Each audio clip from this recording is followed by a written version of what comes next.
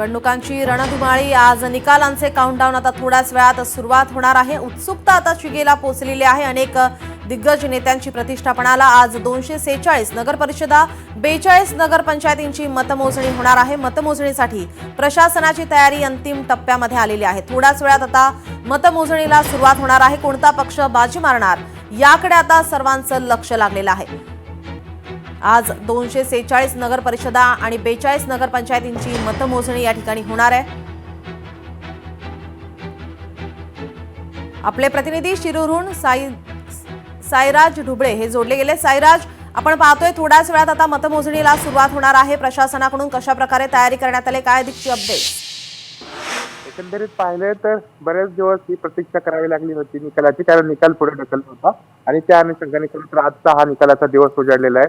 कालपासूनच या ठिकाणची जे उमेदवार आहे आणि लोकप्रतिनिधी आहेत त्यांची धाकधूक वाढलेली आपल्याला पाहायला मिळत आहे आणि आता काही वेळानंतर प्रत्यक्ष मतमोजणीला ही सुरुवात होते।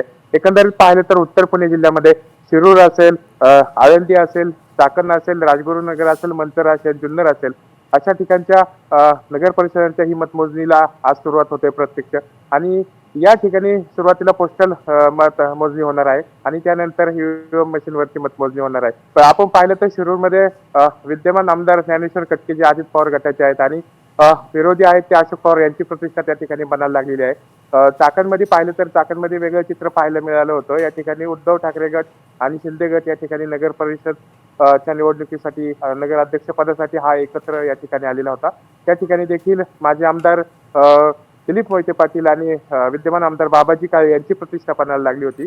तर यामध्ये तीच परिस्थिती आहे। इकडे जुन्नरमध्ये पाहिलं तर विद्यमान आमदार शरद सोनवणे, त्याच्यानंतर खासदार अमोल कोल्हे, अतुल बेनके असतील यांची प्रतिष्ठापनाला लागलेली आहे आणि सर्वात महत्त्वाचं म्हणजे मंचर नगर पंचायत जी पहिल्यांदा या ठिकाणी निवडणूक झालेली आहे आणि या ठिकाणी माजी मंत्री दिलीप वळसे पाटील आणि माजी खासदार जे म्हाडाचे आता अध्यक्ष आहेत शिवाजीराव आढळराव पाटील यांची खरी प्रतिष्ठा या ठिकाणी पणाला लागलेली आहे। एकंदरीत पाहिलं तर उत्तर पुणे जिल्ह्यामधलं हे जे चित्र आहे, कारण या पाहिलं तर प्रत्येक या ठिकाणी जो नेता या ठिकाणी आपली नक्कीच याचे अपडेट तुमच्याकडून घेतच राहू। तुर्तास धन्यवाद तुम्ही दिलेल्या माहितीसाठी।